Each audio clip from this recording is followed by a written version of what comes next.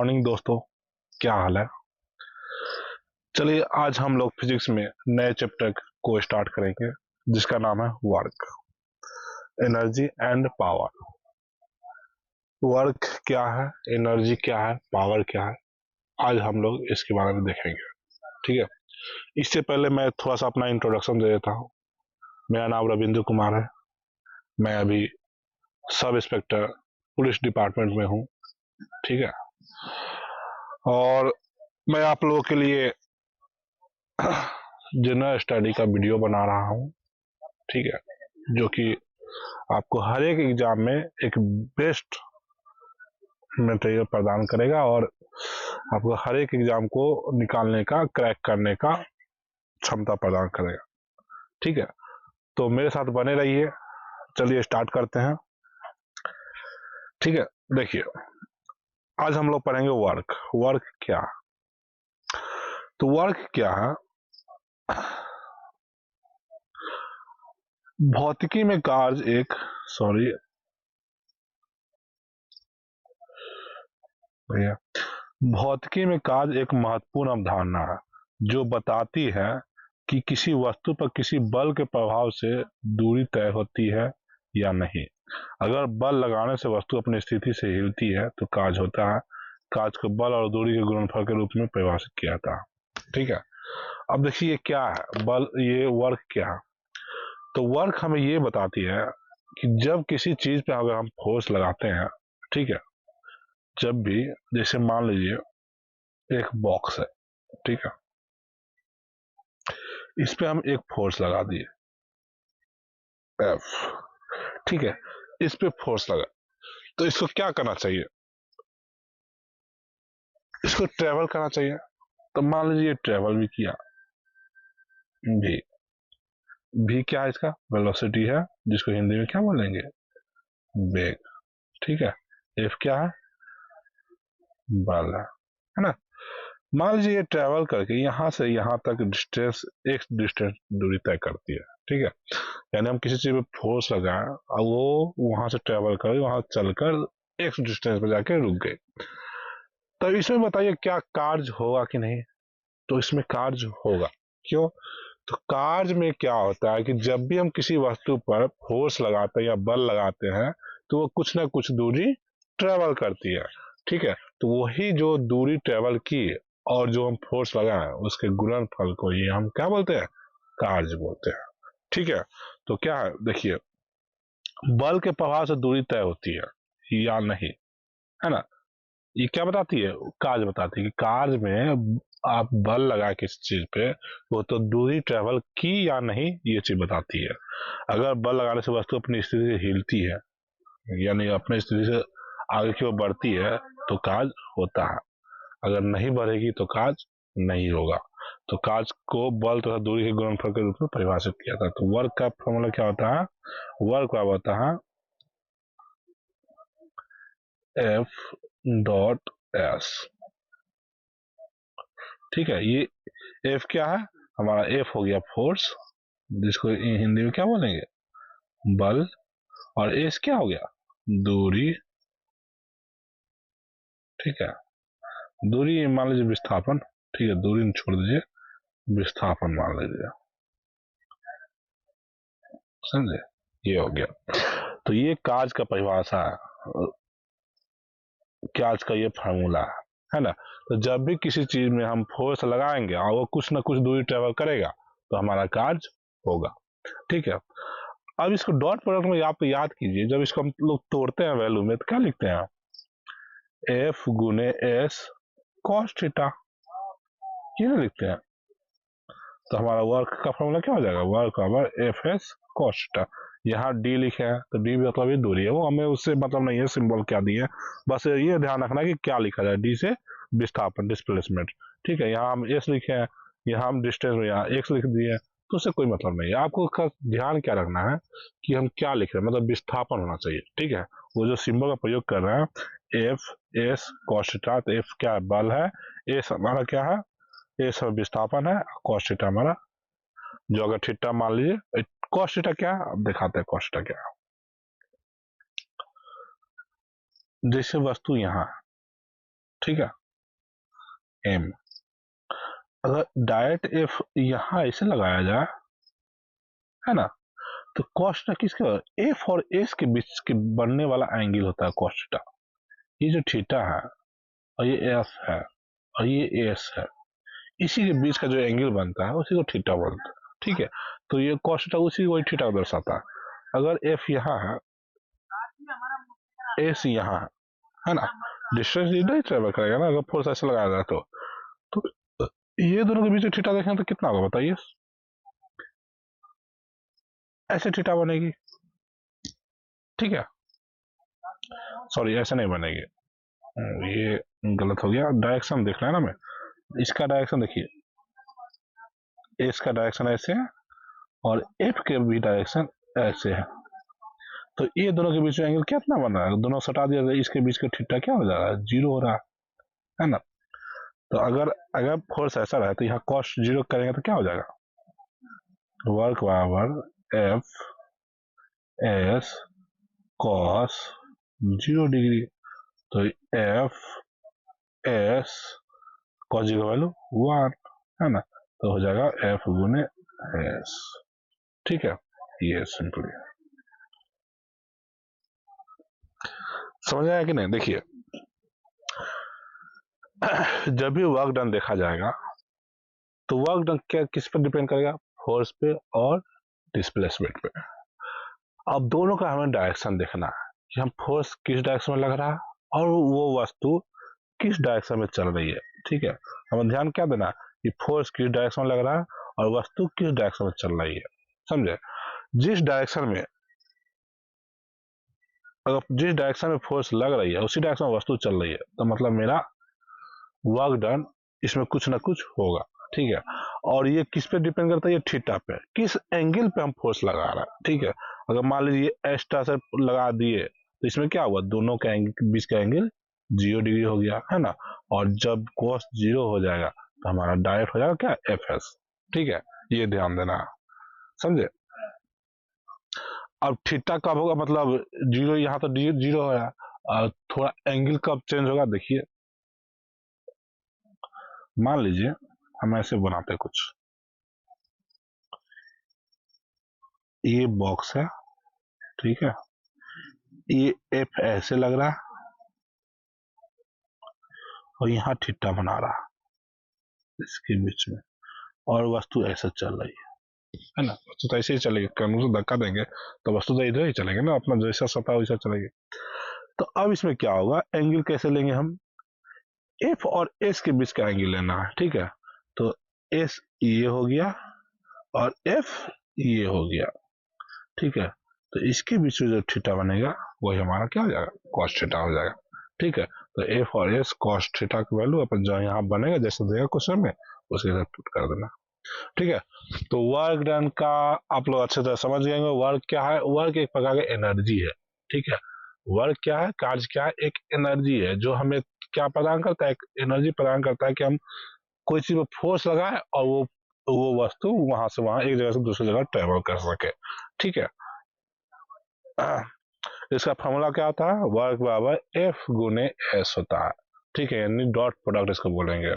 F भी force, अब ये सदिश है, अदिश है, ये हमारा अदिश हो जाएगा, अदिश राशि। क्यों, क्योंकि देखिए अदिश राशि क्यों होगा, क्योंकि एफ वेक्टर है और एस भी वेक्टर है, लेकिन यहाँ जो डॉट प्रोडक्ट है ये हमारा क्या बन जाता है, स्केलर प्रोडक्ट। ठीक है, डॉट प्रोडक्ट क्या बनता है, स्केलर प्रोडक्ट। तो यहाँ पर हमारा वर्क हो क्या हो जाएगा, अदिश राशि हो जाएगा। क्या हो जाएगा, अदिश राशि। ठीक है, वर्क हमारा अदिश राशि होगा, क्योंकि यहाँ पे कौन सा प्रोडक्ट हो रहा है, डॉट प्रोडक्ट है। ठीक है, डॉट प्रोडक्ट हो रहा है ना, इसलिए ये स्केलर बनेगा, समझे, ध्यान रखना।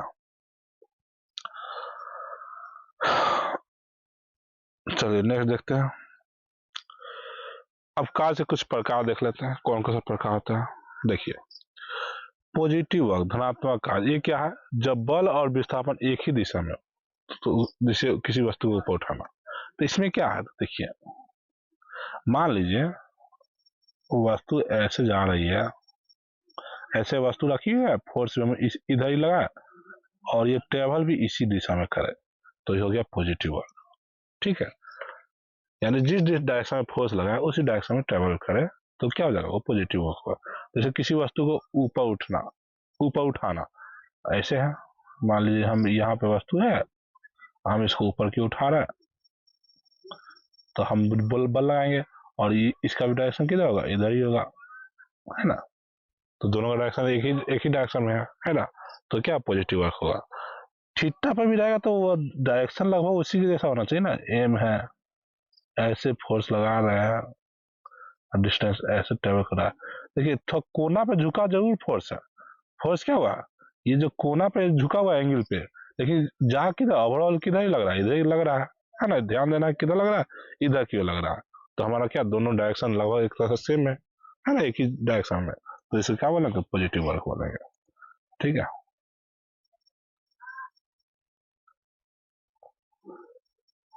अब देखिए निगेटिव वर्क क्या होगा, जब बल और विस्थापन विपरीत दिशा में हो।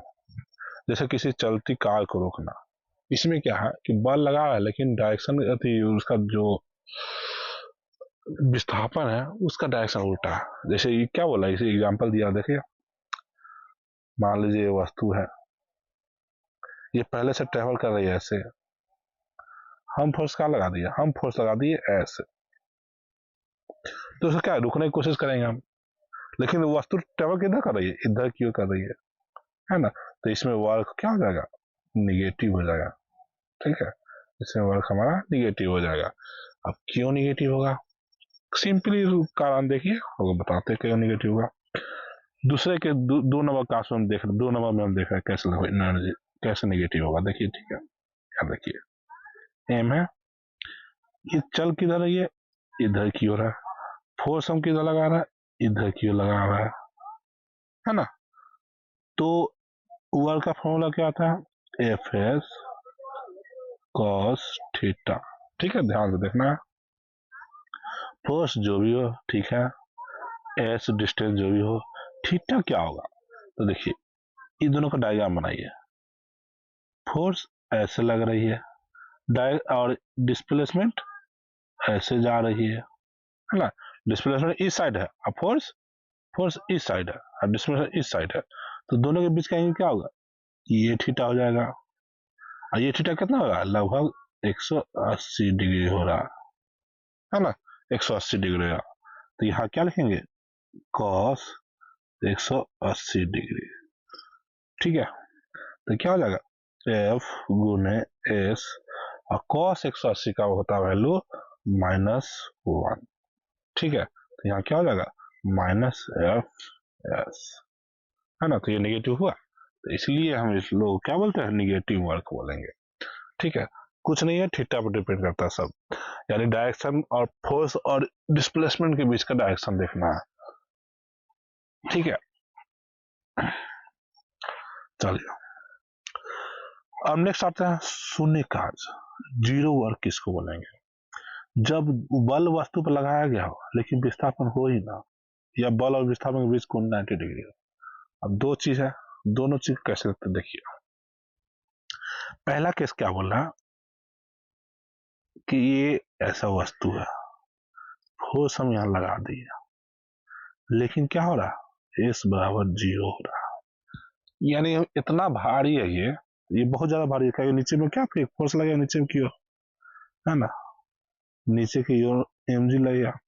अब ये बहुत ज्यादा भारी हो गया, जिसे हम फोर्स लगा, जैसे मान लीजिए कोई अलमीरा बहुत भारी अलमीरा, एक बच्चा उसको फोर्स लगा, उसको धक्का देने की कोशिश करेगा, क्या होगा, अलमीरा हिलेगा, नहीं हिलेगा। तो उस कंडीशन में क्या हो जाएगा, हमारा वर्क का फॉर्मूला हो जाएगा एफ एस कॉस थीटा। आप यही फॉर्मूला याद रखिएगा, हर जगह ये लगाइए तो आप कभी गलती नहीं होगा। ठीक है, तो एफ का वैल्यू क्या हो जाएगा, एफ हो जाएगा, एस हमारा 0 हो जाएगा, और कॉस थीटा, थीटा कुछ बना ही नहीं क्योंकि ये सही है ना, तो कॉस थीटा को थीटा ही रहना चाहिए। तो ये जब ये 0 हो गया तो ओवरऑल क्या हो जाएगा, ओवरऑल 0 हो जाएगा। ठीक है, समझ आया ना कि क्यों 0 है, शून्य इसको 0 वर्क बोलेंगे क्योंकि इसमें विस्थापन ही नहीं हो रहा। अब एक कंडीशन और बोला कि 90 डिग्री का हो, तो 90 डिग्री कैसे होगा, देखिए मान लीजिए ये एक समान हो गया और फोर्स ऐसे लगा रहा है,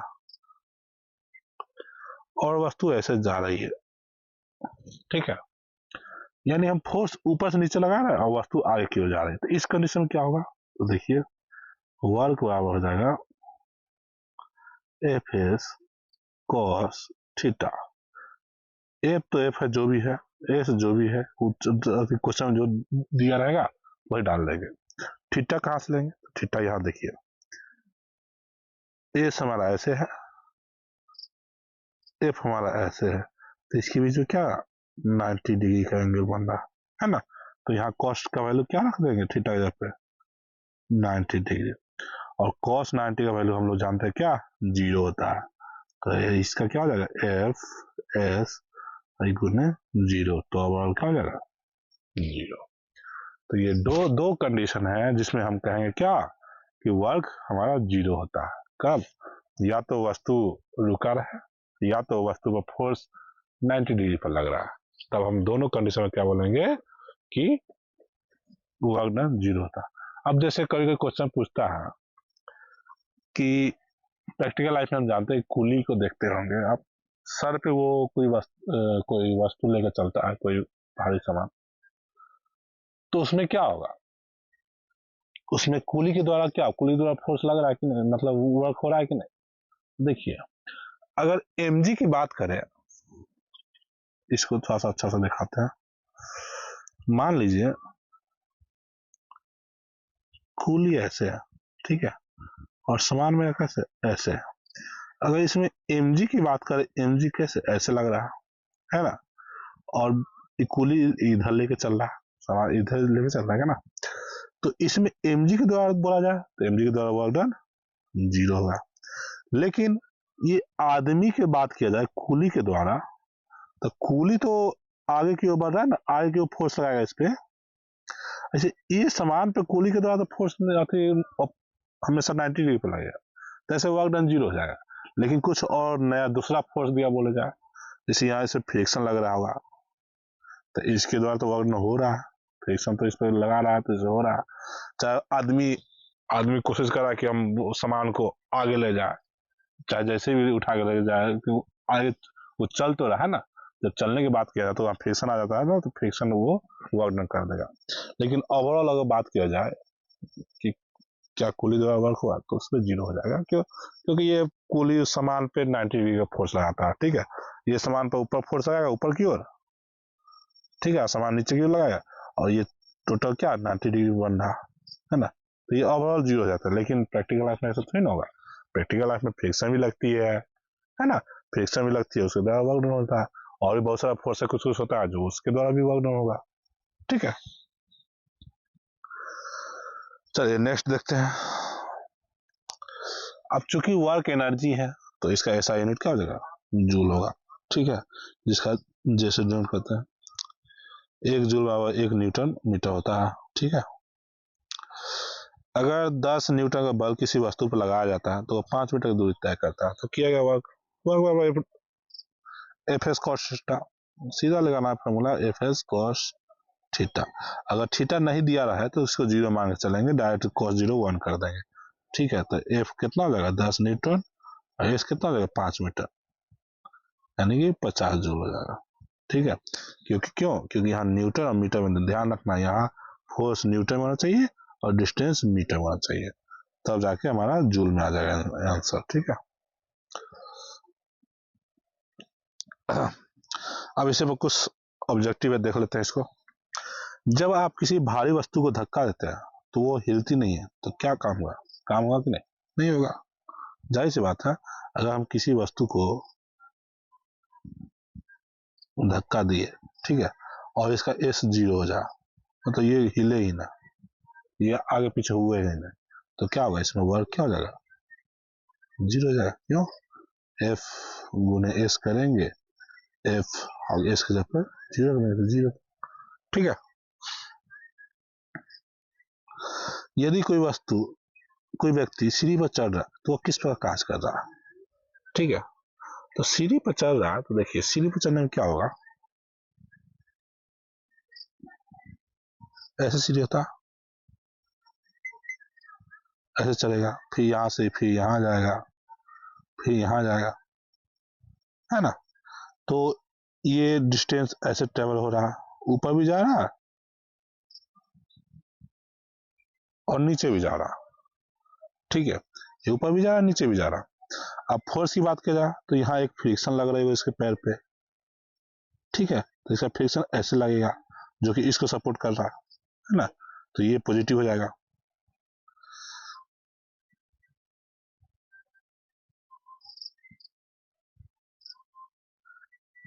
ये जो हम एस की बात कर रहे हैं, एस ऐसे हो रहा है और एक ऊपर की तरफ हो रहा है ना, ऊपर की ओर जा रहा है, तो एस यहाँ फ्रिक्शन में क्या होगा, पॉजिटिव वर्क हो जाएगा। ऊपर की बात करें तो यहाँ नीचे में एम लग रहा है।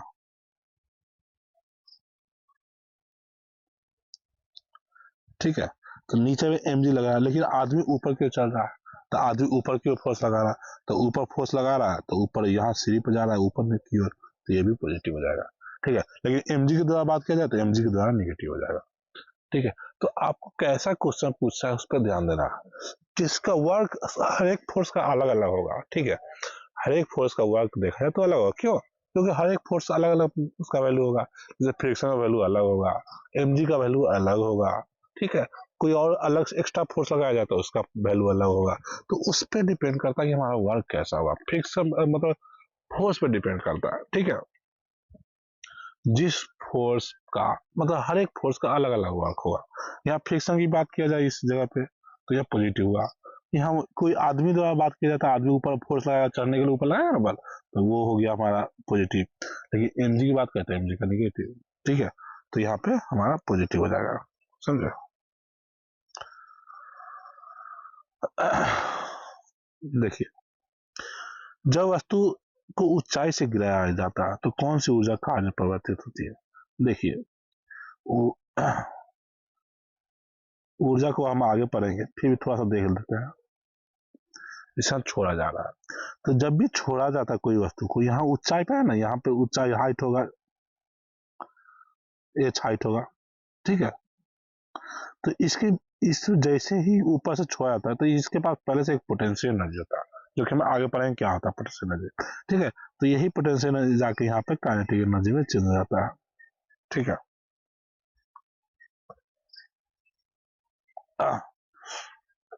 और ये काइनेटिक एनर्जी बनता है और यही ऊर्जा जो होता है कार्य में भी परिवर्तित हो जाता है। ठीक है, एनर्जी आगे पढ़ेंगे, इसको बाद देखा जाएगा। फिर भी हाल ठीक है, इसको बाद देख लेंगे। कोई व्यक्ति सामान को क्षैतिज सतह पर खींचता है तो इस स्थिति में किया गया कार्य कैसा होगा? क्षैतिज सतह ऐसे है ना, क्षैतिज मतलब ऐसे एकदम सीधा। ठीक है, सतह पर खींचता है, ऐसे फोर्स लगा रहा है ना, तो खींच रहा था, डायरेक्शन भी इसका इधर ही होगा, है ना। तो कार्य कैसा होगा? तो कार्य इसमें पॉजिटिव कार्य होगा, पॉजिटिव वर्क होगा। ठीक है, अब इसमें दिया हुआ क्षैतिज कार्य का ऑप्शन दिया हुआ, तो क्षैतिज कार्य लगा देंगे। ठीक है, यानी उसी डायरेक्शन में कार्य हो रहा है ना, जिस डायरेक्शन में फोर्स लग रहा है, खींच रहा है उस जिस सतह में, उसी सतह में वो आगे बढ़ रहा है, तो कार्य उसी डायरेक्शन में हो रहा है। ठीक है, किसी वस्तु को बल लगाया गया लेकिन वस्तु उसी स्थान पर है तो कार्य क्या होगा? शून्य होगा। ठीक है, मतलब एस उसमें क्या होगा? विस्थापन होगा नहीं, तो एस जीरो हो जाएगा, तो वर्क हमारा क्या हो जाएगा? जीरो हो जाएगा।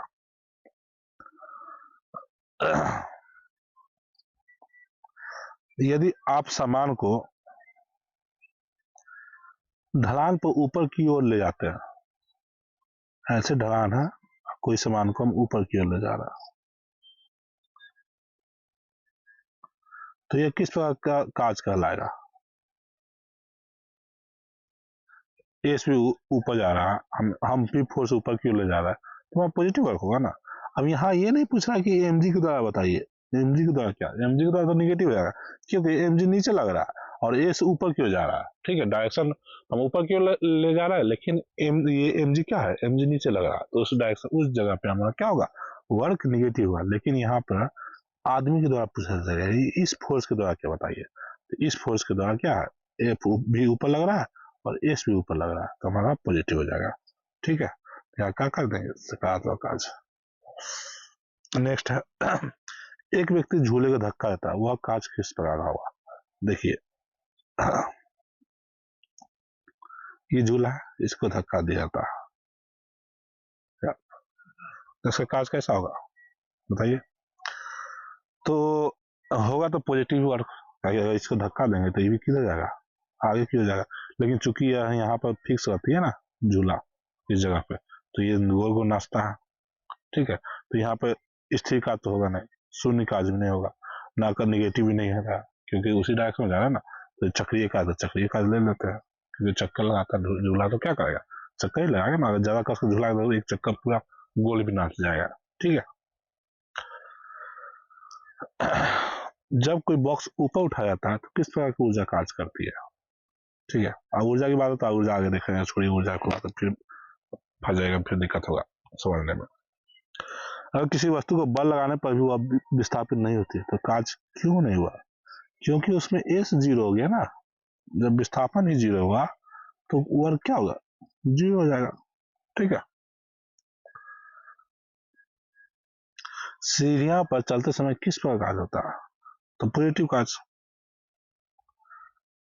अब यहाँ पे ऑप्शन एक लिखा हुआ है गुरुत्वाकर्षण बल के विरुद्ध कार्य। हाँ, तो इंजन नीचे की ओर लगे, हम जा रहे हैं ऊपर की ओर, तो उसके विरुद्ध कार्य होगा ना, ठीक है। यदि आप किताब को मेज पर सरकाते हैं तो कौन सा बल कार्य करता है, ये मेज है, टेबल है, इस पे एक किताब रखी हुई है, ठीक है। इसको आप यहाँ फोर्स लगा के इसको सरकाने की कोशिश की, तो इसके बीच में यहाँ घर्षण होता है ना, बल में पड़े होंगे, ठीक है। उसके बीच में घर्षण, तो क्या घर्षण बल वो अपोजिट लगता है, घर्षण बल। ये तो फोर्स का अर्थ हो गया, बल का क्वेश्चन हो गया। जब कोई गेंद दीवार से टकराती है और वापस लौटती तब क्या कार्य क्या होगा, देखिए यहाँ दीवार है, यहाँ गेंद है, यहाँ गई, ठीक है, फिर टकराने के बाद यहाँ वापस आ गई, है ना। दीवार से टकराती है और वापस लौटती है, तब क्या कार्य कैसा होगा, तब क्या कार्य क्या होगा, बताइए, सोच कर बताइए।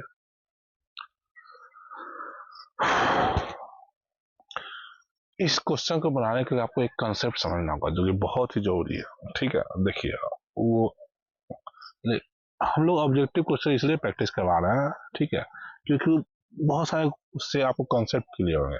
अब इस क्वेश्चन में एक नया कॉन्सेप्ट आया, नया का क्या मतलब, वो जानना जरूरी है, वो कॉन्सेप्ट बहुत वर्क कार्य करती है, ठीक है। देखिए देखिए हम लोग क्या जानते हैं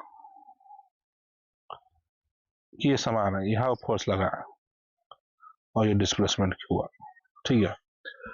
तो ये कार्य कब तक होगी बताइए, कार्य कब होगी, जब हम किसी में फोर्स लगाए और डिस्प्लेसमेंट हुआ तो वर्क हुआ। लेकिन जैसे ही फोर्स हटा लेते हैं हम उस जगह से, जैसे ही फोर्स अगर गायब कर दिए तो क्या हुआ, वर्क होगा। तो वर्क का फॉर्मूला हम लोग क्या पढ़ते हैं, एफ एस कॉस थीटा, है ना, एफ एस कॉस थीटा। तो वर्क के लिए क्या चाहिए, एफ भी चाहिए और एस भी चाहिए, तभी जाके हमारा कार्य होगा। अगर दोनों में से कोई एक चीज गायब हो गया तो वर्क क्या हो जाएगा, हमारा जीरो हो जाएगा, ठीक है। तो जब भी ध्यान रखना है, जब भी हम वर्क देखेंगे तो देखेंगे कि जब बॉडी डिस्प्लेसमेंट हो रही है, यानी बॉडी जब चल रही है, तो उस वक्त फोर्स उसका साथ में चल रहा है कि नहीं। जैसे ही बीच में कहीं फोर्स खत्म हो गया तो हमारा वर्क वहीं पे खत्म हो जाएगा, जितना दूर रहेगा, जितना दूर फोर्स रहेगा उतना ही दूर तक वर्क होगा, और जैसे खत्म हुआ वहां से वर्क खत्म हो गया। जैसे देखिए एक चीज बताते हैं आपको,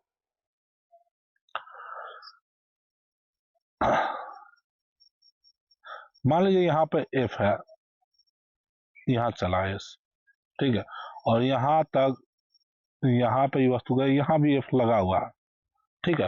यानी यहाँ से यहाँ वस्तु गया लेकिन एफ लगा हुआ, तो यहाँ पे वर्क हमारा क्या होगा, एफ एस हो गया, ठीक है, एफ एस हो जाएगा। क्यों, क्योंकि हमारा वर्क फोर्स लग रहा है और वस्तु चल रही है। लेकिन हम क्या करते हैं, यहाँ फोर्स लगा दिए, यहाँ वस्तु चलने लगा, ठीक है, बी से चलने लगा, यहाँ पहुंच गए, डिस्टेंसेस, लेकिन यहाँ एफ जीरो हो गया, ठीक है, एफ जीरो, यहाँ बीच में एफ जीरो है, ठीक है, बीच में कोई फोर्स नहीं है, तो यहाँ क्या होगा, यहाँ वर्क जीरो हो जाएगा, ठीक है। क्यों, क्योंकि एफ में से एफ डॉट एस करेंगे, एफ गुने एस करेंगे, वहां से एफ भी जीरो हो जाएगा, तो वर्क ओवरऑल जीरो हो जाएगा, ठीक है। तो इसमें ध्यान देने वाली क्या बात है कि जहां पर फोर्स लग रही है डिस्प्लेसमेंट भी वही हो रही है, तभी वर्क होगा। अगर फोर्स या फोर्स खत्म हो जाती है या डिस्प्लेसमेंट फिर भी हो रहा है तो वहां पर वर्क नहीं होगा। ठीक है, वर्क उतना ही तक होगा जहां तक फोर्स लग रही है। ठीक है, तो इसमें क्या हुआ, हम धक्का मार के छोड़ दिए और वस्तु आगे चली गए, लेकिन वर्क यहाँ पे नहीं होगा। वर्क यहाँ पे होगा जब वस्तु को हम धक्का दे रहे हैं और वस्तु चल रही है। ठीक है, तो उसी तरह से इस दीवार की बात कर जाए, इस दीवार पर गेंद फेंके, यहाँ पर टकराए तो यहाँ पर फोर्स क्या हुआ, लगा। ठीक है, इस दीवार से गेंद पर फोर्स लगा, लेकिन वस्तु जब गेंद उस दीवार पर टकराती है तो गेंद उस वक्त रुक जाती है दीवार पे, और तो फोर्स उसमें लगती है। जैसी गेंद फिर वापस आएगी तो दीवार से हट गई, तो फोर्स भी हट गया। फोर्स जब हटेगा तो वर्क हमारा क्या हो जाएगा, जीरो हो जाएगा।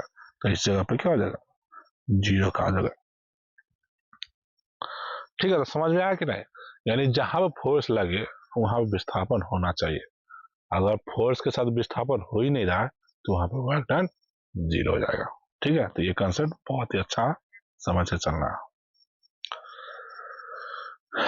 किसी वस्तु को तेज गति से धकेलने पर कौन सा कार्य बढ़ता है?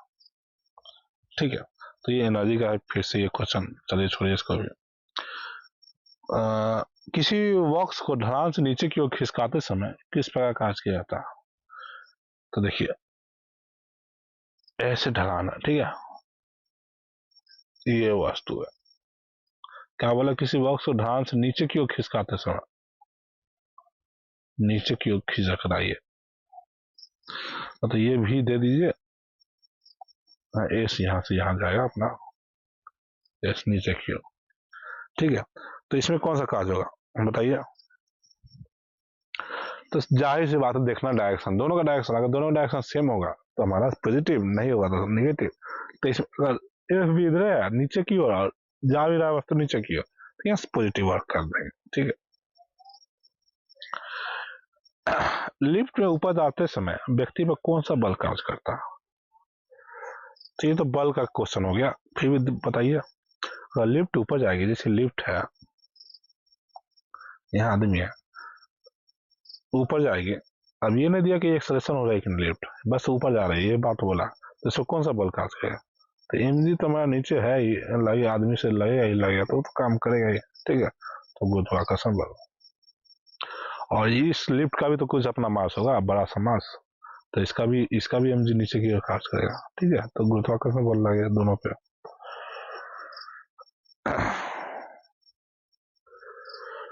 अब ठीक है, तो वर्क आप समझ गए होंगे, एक बार फिर से रिवाइज करवा देते हैं, अच्छा देख लीजिए, रिवाइज कर लीजिए। ठीक है,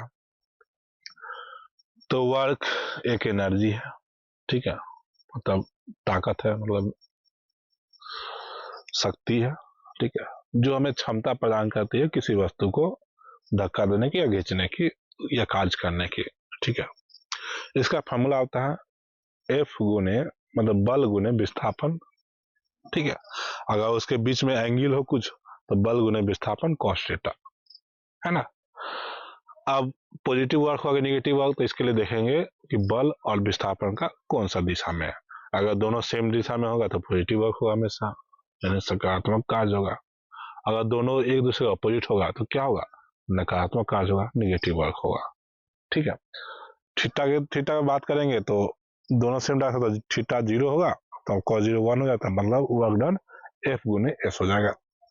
अगर दोनों अपोजिट डायरेक्शन होगा तो थीटा 180 डिग्री, तो इसी कारण वर्क बराबर हो जाएगा एफ गुने एस गुने -1, यानी कि माइनस एफ एस। ठीक है, अगर बल कब शून्य होता है, तो बल शून्य कब होगा, जब दोनों या तो विस्थापन जीरो हो जाए, ठीक है, या तो विस्थापन जीरो, यानी फोर्स लगा है लेकिन वस्तु वहीं पे है, हिल नहीं रही है, तो उस कंडीशन में वर्क जीरो हो जाएगा। या दूसरा कंडीशन है कि फोर्स 90 डिग्री में लगा दे, यानी विस्थापन जिधर हो रही है उसका 90 डिग्री में फोर्स लग रही है। ठीक है, मान लीजिए वस्तु आगे की ओर जा रही है, हम फोर्स ऊपर या नीचे लगा रहे हैं, तो उस कंडीशन में उस फोर्स के द्वारा वर्क डन जीरो हो जाएगा। ठीक है, क्यों, क्योंकि कॉस 90 होता है, कॉस 90 में जीरो हो जाएगा। ठीक है,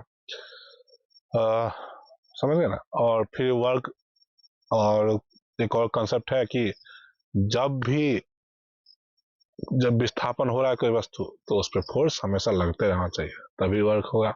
अगर वर्क विस्थापन हो रहा है फोर्स गायब है तब भी वर्क जीरो हो जाएगा, या जहां पे फोर्स लग रहा है वहां विस्थापन तो नहीं हो रहा है तो वहां भी वर्क जीरो हो जाएगा। ठीक है, चलिए अब कॉन्सेप्ट एनर्जी कॉन्सेप्ट समझते क्या। देखिए, ऊर्जा वह क्षमता है जिसके द्वारा कार्य किया जा सकता है। ठीक है, अब एनर्जी क्या है, देखिए कोई गाड़ी है, गाड़ी कब चलती है, जब उसमें एनर्जी होता है। एनर्जी कहाँ से मिलती है, तो उसमें पेट्रोल से मिलती है। ठीक है, गाड़ी में कहाँ से एनर्जी मिलेगी, पेट्रोल से। वो पेट्रोल क्या होता है, पेट्रोल जलता है, हीट प्रदान होता है, उससे बहुत सारी एनर्जी निकलती है। वो एनर्जी से पिस्टन नचता है, पिस्टन आगे पीछे होता है जिससे चक्का नचता है और चलती है। हम लोग भी देखते हैं जब खाना पीना खा के एकदम टंच रहते हैं तो क्या होता है, हम लोग पास भी बहुत एनर्जी रहती है, आराम से हम लोग चलते हैं, दौड़ते हैं, भागते हैं, जो काम करने हम लोग करते हैं। लेकिन वही एक समय आता है धीरे धीरे हम थक जाते हैं। क्यों, क्योंकि जो खाना हम खाए थे उससे एनर्जी धीरे धीरे लॉस हो रही है, और लॉस होते होते एक टाइम आती है जो बहुत कम हो जाती है, जिससे हम क्या होता है, थकान महसूस होता है, और हम क्या बोलते हैं, भाई एनर्जी खत्म हो गया, नहीं अब कुछ, और हमारा कुछ काम भी नहीं हो पाता। ठीक है, तो वही हमारा एक एनर्जी है, समझे। तो एनर्जी हमें क्षमता प्रदान करती है किसी भी कार्य को करने का। ठीक है, कोई भी वस्तु में भी एनर्जी आप दीजिएगा तभी वो कुछ ना कुछ होगा। जैसे लोहा को ले लीजिए, उसमें अगर हम हीट एनर्जी देते हैं यानी उसमें उष्मा देते हैं तो क्या होता है, वो फैलता है। ठीक है, ठंडा देते हैं तो थोड़ा सिकुड़ता है ना। या किसी चीज में बहुत सख्त प्लास्टिक है, उसको गर्म कीजिए तो क्या होगा, धीरे धीरे वो पिघलने लगेगा, आप उसको मोड़ सकते हैं, है ना। सोना चांदी उसको एकदम पूरा हीट दीजिए तो वो पिघलने लगता है। ठीक है, तो यानी किसी चीज में एनर्जी दीजिएगा तो उससे क्या होता है, कार्य करने की क्षमता होता है ना। ठीक है, देखिए ऊर्जा वह क्षमता है जिसके द्वारा कार्य किया जा सकता है। ठीक है, ऊर्जा है तो हम कार्य कर सकते हैं, अगर ऊर्जा नहीं रहेगी तो कार्य नहीं होगा। या किसी वस्तु या प्रणाली में बदलाव उत्पन्न किया जाता है ना। लोहा बताए ना, अगर लोहा में हीट देगा तो फैलेगा वो, या सोना चांदी को हम हीट देंगे तो वो पिघलने लगेगा, यानी मतलब बर्फ को हीट देंगे तो वो पिघलने लगेगा। यदि किसी चीज में एनर्जी देंगे तो उसका भी शेप या कुछ भी बदलाव आ सकता है उसमें। ठीक है, उदाहरण के लिए क्या है, जब हम किसी वस्तु को उठाते हैं तो हमारा शरीर उस पर कार्य करने के लिए ऊर्जा का उपयोग करता है ना। कोई चीज भारी चीज को उठाइए, कोई भी चीज उठाइए, तो एनर्जी अगर आपके पास नहीं रहेगी तो वो वस्तु उठेगा ही नहीं। तो एनर्जी हमें होना ही चाहिए। ठीक है, अब आगे देखते हैं, कुछ ऊर्जा के प्रकार देखते हैं, है ना। ऊर्जा के कई प्रकार था जिसमें प्रमुख है, देखिए पोटेंशियल एनर्जी, स्थिति ऊर्जा। अब ये क्या है, तो देखिए ये क्या है, स्थिति ऊर्जा उस ऊर्जा को कहते हैं जो किसी वस्तु में उसके स्थान, ऊंचाई या स्थिति कारण होती है। उदाहरण के लिए एक ऊंचाई पर रखे पत्थर में स्थिति ऊर्जा होती है। देखिए पोटेंशियल एनर्जी या स्थिति ऊर्जा क्या होती है, कोई वस्तु जहां रखी हुई है उस जगह के कारण, उस सिचुएशन के कारण उसमें जो एनर्जी आती है उसी को पोटेंशियल एनर्जी बोलते हैं। ठीक है, अब जैसे देखिए ये धरती है और ये एक बॉल है। ठीक है, और ये धरती से एच हाइट पे रखी हुई है। ठीक है, इसके पास अपना एम एम है ना, तो नीचे क्या है, एम जी लगेगा। ठीक है, तो इसका पोटेंशियल, ये ऊपर की रखी है ऊपर में, तो इसका पोटेंशियल इस एनर्जी इसमें होगा जिसको बोलेंगे एम जी एच। ठीक है, इसका फॉर्मूला आता है एम जी एच, है ना। यानी इसका अपना ऊंचाई के कारण इसमें पहले से एनर्जी है, और उस एनर्जी का फॉर्मूला हो गया एम जी एच। ठीक है, तो ये एम जी एच कब लगती है, ऊंचाई का। ठीक है, ऊंचाई में अगर कोई चीज रखी हुई है, रखा हुआ होना चाहिए बस, तो रखी हुई है तो उसके कारण उसके पास एनर्जी, अपना एनर्जी क्या रहेगा, एम जी एच। ये क्या है, सिचुएशन के का हिसाब से। ठीक है, जैसे कोई बंदर ऊपर चला रहेगा कोई किसी पेड़ पे, तो उसके पास अपना एनर्जी क्या होगा, एम जी एच। अब वही जब बंदर नीचे छलांग मारती है, अब कोई वस्तु नीचे गिरता है तो इसका स्पीड बढ़ जाता है। क्यों, क्योंकि वही एनजीएच पहले से एनर्जी आता है, तो अब वही एनर्जी धीरे धीरे कन्वर्ट होके दूसरा एनर्जी बना लेता है। ठीक है, मान लीजिए कोई गर्म जगह पे एकदम कोई लोहा का सामान रखा हुआ है एकदम बहुत गर्म जगह पे, तो उसमें एक पोटेंशियल एनर्जी बन गए हीट के रूप में, है ना। तो उसको क्या स्थिति कारण उसमें एनर्जी आ गया, ठीक है, वो बहुत गर्म हो जाएगी। अब उस गर्म चीज को लोहा को किसी पानी में रखिए, किसी चीज में रखिए, तो पानी को क्या कर देगी, गर्म कर देगी उसको भी, है ना। क्यों गर्म कर रही है, क्योंकि उसके पास पहले से एनर्जी आ गया, पहले से एनर्जी था ना वो लोहा के पास। क्यों था, क्योंकि वो गर्म इन्वायरमेंट में था, तो इन्वायरमेंट में आने के कारण उसके पास क्या आ गई, पोटेंशियल एनर्जी आ गई, ठीक है। तो पोटेंशियल एनर्जी कुछ नहीं है, सिंपली समझना है कि सिचुएशन के कारण जो एनर्जी उसमें जनरेट हो जाती है वही हमारा पोटेंशियल एनर्जी होती है, ठीक है। गर्म जगह है तो गर्म हीट आ गई उसमें, ठंडा जगह पे है तो पूरा ठंडा हो गया, तो वो भी एक प्रकार का एनर्जी हो जाएगा, ठीक है। कहीं पे वस्तु ऊपर है, उठा हुआ है, रखा हुआ है ऊपर ऊपर में, तो उसके पास mgh है, पोटेंशियल एनर्जी mgh है ना। या और भी सारा जैसा हो उसके हिसाब से, ठीक है। तो देखिए, जब कोई वस्तु पृथ्वी की सतह से h ऊंचाई पर होती है तो उसकी स्थिति ऊर्जा होती है mgh, P बराबर mgh, ठीक है। P को पोटेंशियल एनर्जी बोलेंगे, mgh स्थिति ऊर्जा, m वस्तु का द्रव्यमान हो गया, g गुरुत्वाकर्षण बोलोगे जिसको 9.8 मीटर पर सेकेंड का होगा, ठीक है। h हमारा हाइट हो गया, है ना, ये याद रखना है, ठीक है।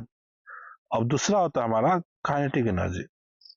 चलिए एक एग्जांपल दिया हुआ, यदि 10 किलोग्राम की वस्तु को 5 मीटर ऊंचाई तक उठाया जाता है तो उसकी स्थिति ऊर्जा क्या हो जाए, क्या लिखेंगे, P बराबर mgh, m का वैल्यू 10, g का वैल्यू 9.8, h का वैल्यू 5, बस इसको कैलकुलेशन कीजिए, 490 जो है।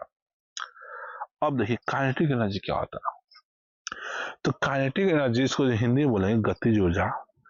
ये किसी वस्तु में गति के कारण आती है, ये एनर्जी ऐसी एनर्जी है जो किसी वस्तु में उसके गति के कारण आएगा, उसको बोलेंगे काइनेटिक एनर्जी, ठीक है। जैसे देखिए, और इसका फॉर्मूला होता है हाफ mv²। जैसे कोई गाड़ी है ना, गाड़ी के पास अपना एक वेलोसिटी होती है, वेग होती है, और उस वेग के कारण उसमें अपना एक एनर्जी आ जाता है जिसको बोलेंगे गतिज ऊर्जा, ठीक है। यानी कोई वस्तु गति में हो तो उसके कारण जो एनर्जी आएगा उसको गतिज ऊर्जा बोलेंगे, सिंपली यही समझना। यानी जो वस्तु कोई मोशन आ जाए, उसमें वेलोसिटी आ जाए, तो बस उसमें काइनेटिक एनर्जी आ जाता है, गतिज ऊर्जा आ जाती है उसमें, ठीक है। तो गतिज क्या हो जाएगी, हाफ, उसका फॉर्मूला हो जाएगा हाफ mv², ठीक है। 1/2 m मतलब मास, ठीक है, m हो जाएगा मास और v हो जाएगा वेलोसिटी, गति, m द्रव्यमान, ठीक है ना। जितनी अधिक गति हो उतनी ही अधिक गति ऊर्जा होगी, सिंपली बात है। जहां देखो, अब काइनेटिक एनर्जी किस पर डिपेंड कर रहा है, काइनेटिक एनर्जी दो चीज पर डिपेंड कर रहा है, एक मास पे और एक वेलोसिटी पे, ठीक है। इससे हमारा दो फॉर्मूला निकल के आ रहा है, दो कंडीशन। पहला, मास के समानुपाती होती है, गतिज ऊर्जा क्या होती है, मास के समानुपाती, जितना ज्यादा मास, जितना ज्यादा द्रव्यमान, उतना ज्यादा गतिज ऊर्जा, ठीक है। अब मान लीजिए कोई छोटा सा बॉल देखिए, उस छोटा सा बॉल से फेंक के आपको मारा जाए, कम चोट लगेगा, लेकिन वही बड़ा सा पत्थर उठा के आपको मारा जाए तो वही ज्यादा चोट लगेगा। उतना ही वेलोसिटी से मारेंगे, दोनों में वेलोसिटी सेम रखेंगे, लेकिन किसमें आपको ज्यादा चोट लगेगी, जिसका मास ज्यादा होगा। क्यों, क्योंकि उसके पास काइनेटिक एनर्जी ज्यादा थी, जिस कारण आपको चोट ज्यादा कस के लगेगी। वही वेलोसिटी का आप देखिए, अब मान लीजिए एक छोटा सा ऐसा गोली देखते हैं, बंदूक की गोली, है ना। बंदूक की गोली जब चलती है तो सोचिए उसमें क्या होता है। उस गोली को आप क्या कीजिए, अपने हाथ से उठा के मारिए किसी को, ठीक है, कितनों कस का फेंके, क्या होगा, मरेगा आदमी, नहीं मरेगा उस गोली से। लेकिन वही बंदूक से मारते हैं तो उसमें क्या होता है, अंदर ब्लास्ट होती है, अब ब्लास्ट होकर इतना वेलोसिटी उसमें ज्यादा होता है, इतना काइनेटिक एनर्जी उसमें आ जाती है, जिसके कारण वो आदमी के अंदर, शरीर के अंदर घुस जाती है, वो आदमी मर जाता है, ठीक है। तो यही कारण है कि आदमी क्यों मरता है गोली से, क्योंकि उसमें काइनेटिक एनर्जी बहुत ज्यादा होती है, किससे, वेलोसिटी का। यहाँ पर क्या काम कर रही है, वेलोसिटी, ठीक है। मास होती तो, मास तो दोनों कंडीशन सेम है ना, हम जब उस गोली को हाथ से लेके मारेंगे तभी मास उतना ही आएगा गोली के कारण, और बंदूक से मारे तभी मास उतना ही है, लेकिन ये दोनों का वेलोसिटी डिफरेंस हो रहा है। हम जितना जितना स्पीड से फेंक रहे हैं, बंदूक उससे कई ज्यादा स्पीड ज्यादा फेंकेगा। और याद रखिए, जब भी वेलोसिटी क्या होता है, स्क्वायर के समानुपाती होता है, ठीक है। वेलोसिटी में क्या हो रहा है, ये स्क्वायर हो रहा है, यानी कि गति में जितना गति बढ़ाएंगे उसका काइनेटिक एनर्जी उसका स्क्वायर इतना बढ़ जाएगा, ठीक है, यानी उसके दुगुना मतलब उसके गुना बढ़ जाएगा, ठीक है, ध्यान देना। पोटेंशियल एनर्जी में क्या था, इसमें भी क्या हो जाएगा,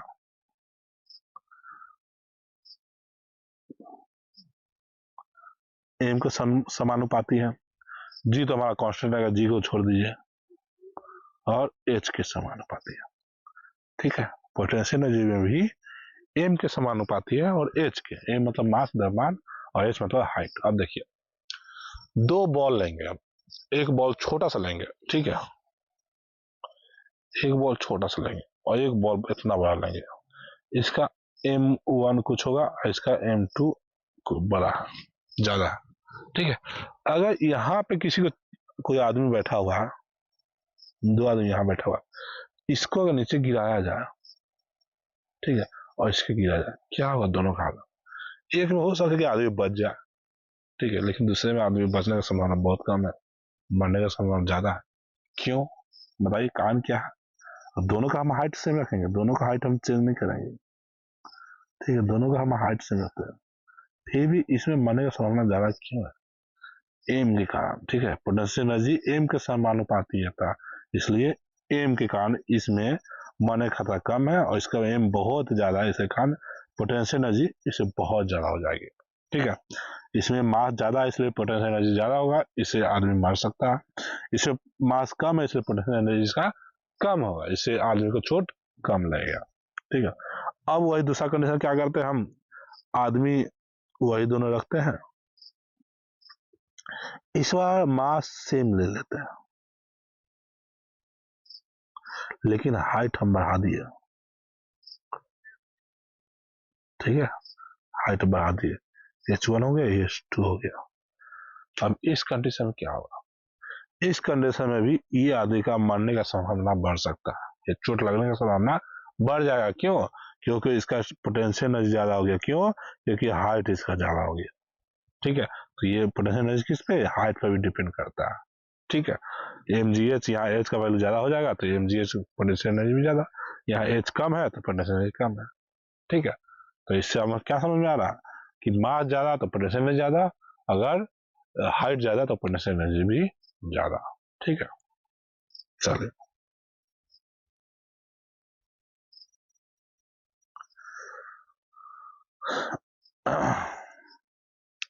ठीक है, ये समझ गया, पोटेंशियल एनर्जी समझ गया, काइनेटिक एनर्जी भी समझ गया।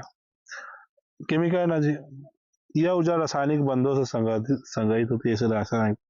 अब केमिकल एनर्जी क्या होती है कि केमिकल का कुछ एनर्जी निकलती है, उसे केमिकल एनर्जी बोले, जैसे बैटरी उठने देखते होंगे, बैटरी में क्या होता है, वो उसके अंदर केमिकल होता है, ठीक है, जब चार्ज करते हैं तो केमिकल में कुछ रिएक्शन होता है, उस रिएक्शन के कारण क्या होता है, इलेक्ट्रिसिटी जनरेट होगा और इलेक्ट्रिसिटी हमको मिलती है, उससे उस इलेक्ट्रिसिटी से बल्ब चलता है, पंखा चलता है, कुछ भी चलता है, टीवी चलता है, जो भी चला चलता है, ठीक है, तो उससे एनर्जी मिल रही है ना, तभी ना ये सब काम कर रहा है, अगर वो केमिकल रिएक्शन होता ही नहीं तो एनर्जी मिलती ही नहीं और काम होता ही नहीं, तो केमिकल के कारण जो एनर्जी हमें प्राप्त होती है उसे क्या बोलते हैं, रासायनिक ऊर्जा। इलेक्ट्रिक एनर्जी, अब बल्ब क्यों जली भाई, चक्का क्यों घुमा, किसी का मतलब इलेक्ट्रिकल स्कूटी देखते होंगे, इलेक्ट्रिकल गाड़ी देखते होंगे, उसे बिजली कारण चलता है ना, मतलब बैटरी चार्ज हो गया, बैटरी चलाता है, तो क्यों चला, क्योंकि उसमें इलेक्ट्रिकल है, इलेक्ट्रिकल एनर्जी मिला है ना, इलेक्ट्रिकल एनर्जी मिला तभी तो आगे बढ़ा, नहीं तो अगर होती नहीं तो चलती कैसे, ठीक है। तो इलेक्ट्रिकल थर्मल एनर्जी, अब जैसे वो लोहा का बात बोले, या सोना को पिघलाना या किसी चीज को पिघलाना, जो जब तक हीट नहीं देंगे कैसे पी लेगा, ठीक है, तो थर्मल एनर्जी क्या होगा, हो जाएगा। लाइट एनर्जी, देखते हैं लाइट से भी हमें क्या होता है, कभी कभी गर्मी लगती है, ये लाइट से हमें कुछ चीज दिखाई देता है, ठीक है, ये लाइट आप अति केमिस्ट्री पढ़िएगा तो लाइट से इलेक्ट्रॉन निकलता है, अति होता है, ठीक है, तो उसमें क्या होता है, लाइट एनर्जी वहां पर होती है, ठीक है।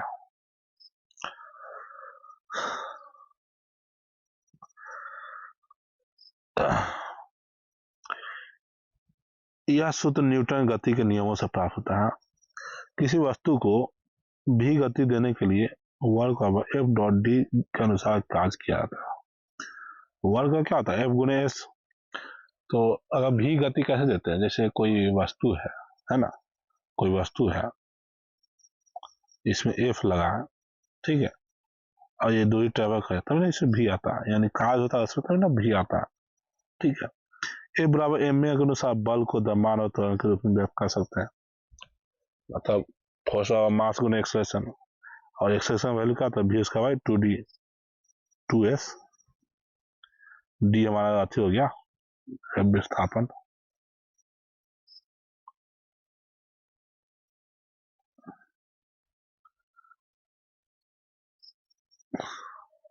तो ये सब क्या बता रहा है, ये सब बता रहा है कि आप ये जो हाफ एम बी का सब निकाले हैं, ठीक है, काइनेटिक एनर्जी या पोटेंशियल एनर्जी, वो सब इस सब नियमों से निकलता है, इस नियम को बिठा के निकलता है।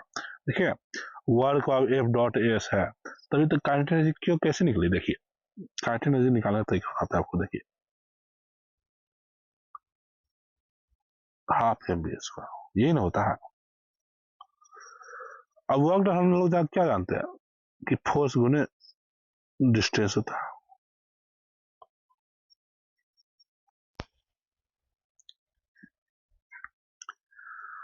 फोर्स को हम क्या लिख सकते हैं, फोर्स को लिख सकते हैं एम गुने ए लिख सकते हैं, एस तो हमारा आई है, ठीक है। ए को हम लोग क्या लिख सकते हैं, ए को लिख सकते हैं, अच्छा एक चीज है, हम लोग काइनेटिक एनर्जी क्या पढ़ते, सॉरी काइनेमेटिक्स में भी उसका बराबर यू उसका प्लस 2as, ठीक है। इसको थोड़ा अच्छा से लिखते हैं,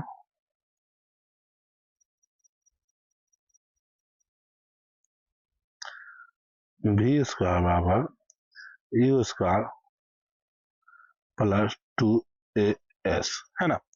तो u मान लीजिए 0 हो, जब मतलब कोई वस्तु रुकी हुई हो, ठीक है, जब कोई वस्तु रुकी हुई हो तो u हमारा क्या हो जाएगा 0, ठीक है। तो उस कंडीशन में भी स्क्वायर बराबर 0 प्लस 2as, तो as का वैल्यू क्या हो जाएगा, as को बराबर हो जाएगा भी स्क्वायर बाई 2, हो जाएगा ना। अगर u 0 हो जाता है as क्या हो जाएगा भी स्क्वायर बाई 2। अब यही as को हम क्या लिख सकते हैं, भी स्क्वायर बाई 2 लिख सकते हैं ना, ठीक है, भी स्क्वायर बाई 2 लिख दिया, तो हमारा वर्क क्या हो जाएगा, यहाँ w क्या हो जाएगा एम बी स्क्वायर बाई 2 हो जाएगा। ये ना हमारा काइनेटिक एनर्जी है। वर्क क्या हम लिख सकते हैं, वर्क हम काइनेटिक एनर्जी लिखेंगे ना, है ना। वर्क में क्या है, एनर्जी है ना, काइनेटिक भी एनर्जी है, ठीक है।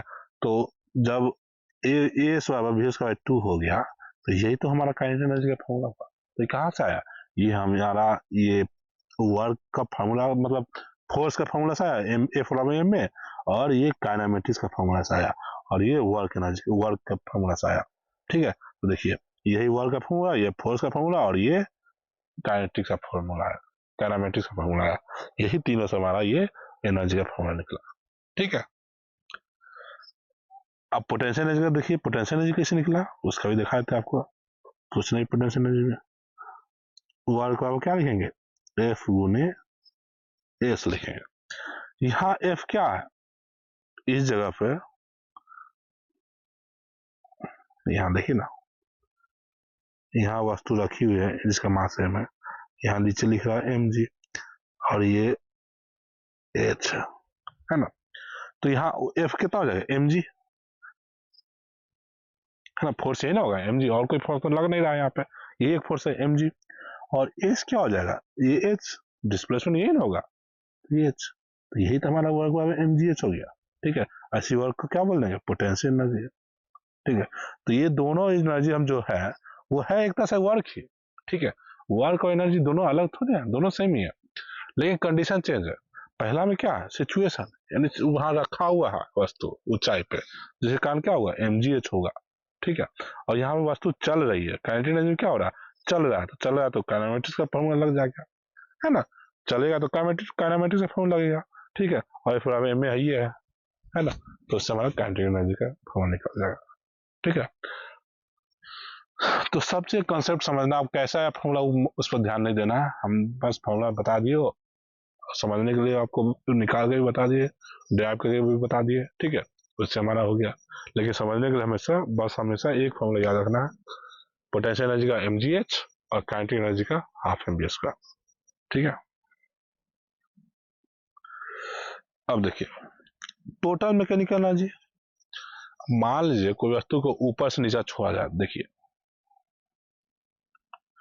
ये वस्तु है m मास, ठीक है, ये हाइट h है।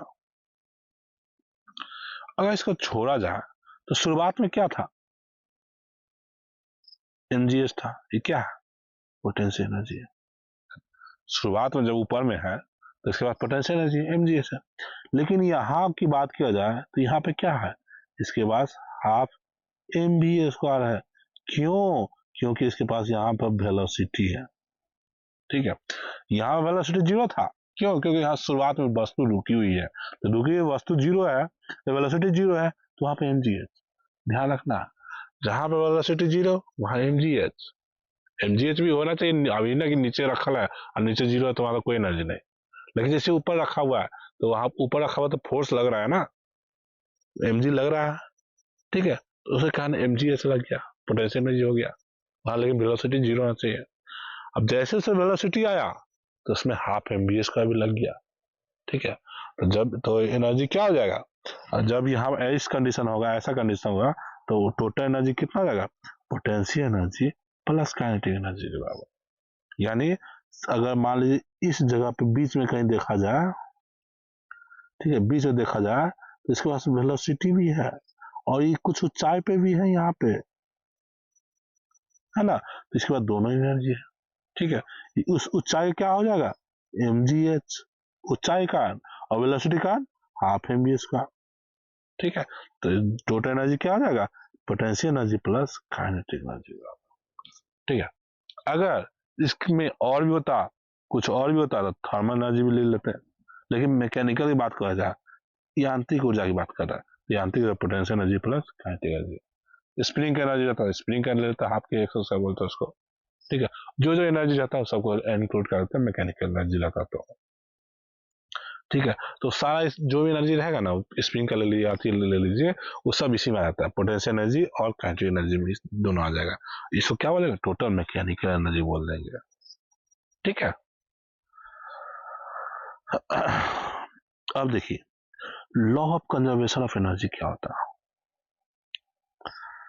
ठीक है। देखिए law of conservation of energy क्या है कि जब ऊर्जा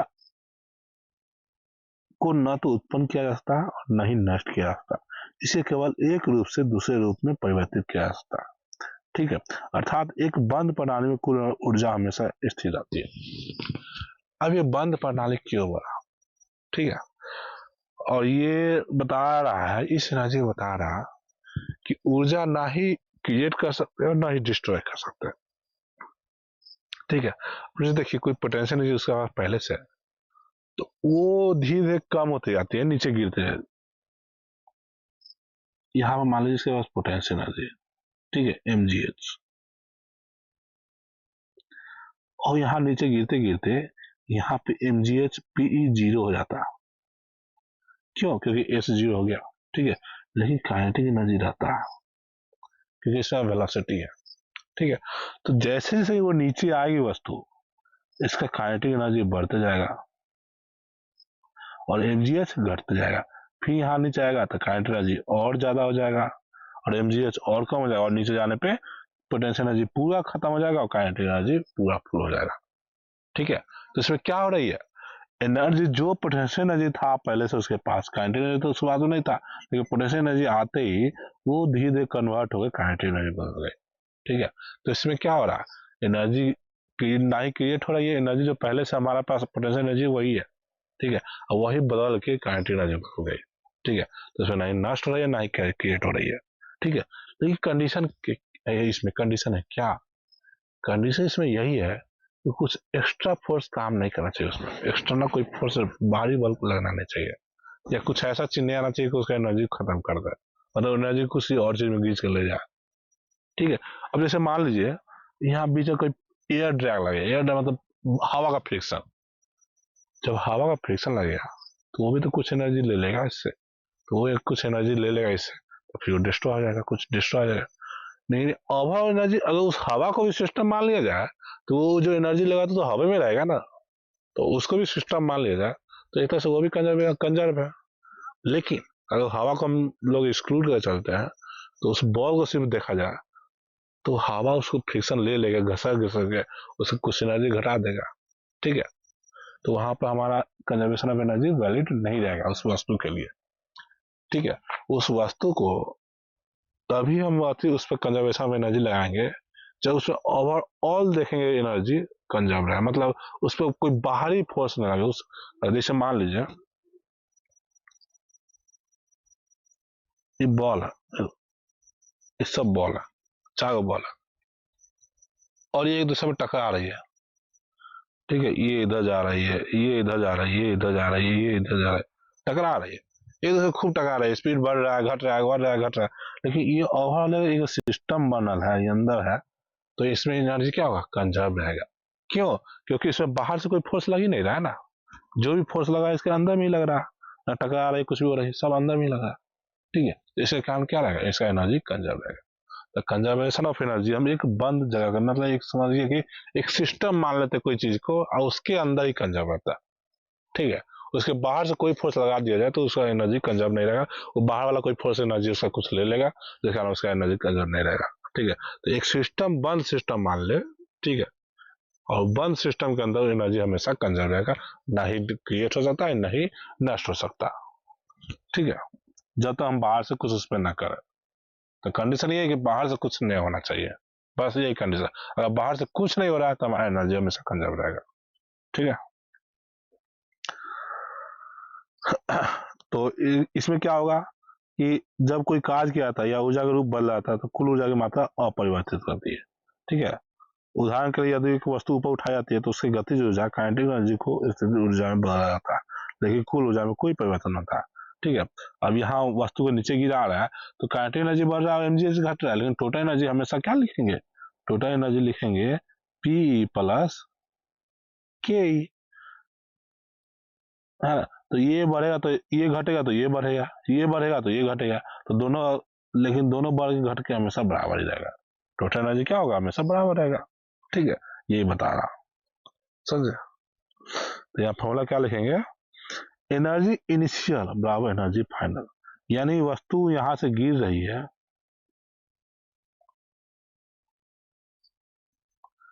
और यहां पर पहुंच रही है तो इसको बोल देंगे इनिशियल, यहाँ बोल देंगे फाइनल। ठीक है, यहाँ इनिशियल, यहाँ फाइनल, यहाँ गिरा, यह एच, है ना। तो यहाँ पर जितना एनर्जी रहेगा टोटल एनर्जी यहाँ पर भी रहेगा उतना ही। ठीक है, अगर इसको पूरा को होल के सिस्टम मान ले तो। ठीक है, तो एनर्जी इनिशियल बराबर एनर्जी फाइनल, यहाँ टोटल एनर्जी क्या आ जाएगा, पी प्लस के, और यहाँ टोटल एनर्जी क्या होगा, पी प्लस के। ठीक है, दोनों जगह एनर्जी बराबर होंगे। ठीक है, टोटल, ये ना कि पोटेंशियल एनर्जी नहीं है, टोटल एनर्जी बराबर होगा। टोटल में यहाँ पोटेंशियल एनर्जी ज्यादा है, काइनेटिक है ये नहीं है।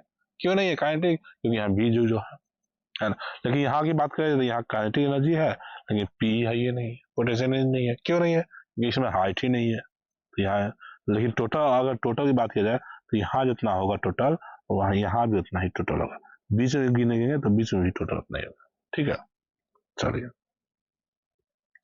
तो इस हम क्या फॉर्मूला निकालेंगे, potential energy initial plus kinetic initial बराबर potential energy final plus kinetic energy final, यानी कि जो शुरुआत में जितना एनर्जी होगा टोटल, इसको क्या लिखेंगे, टी टोटल इनिशियल, है ना। जो शुरुआत में टोटल एनर्जी होगा वही फाइनल टोटल एनर्जी होगा, फाइनल। ठीक है, चलिए अब उदाहरण के लिए देखिए, जब एक झूला ऊपर की ओर जाता है तो उसकी गतिज ऊर्जा घटती है और स्थिति ऊर्जा बढ़ती है। झूला की बात करते देखिए, ध्यान दीजिएगा अच्छा से।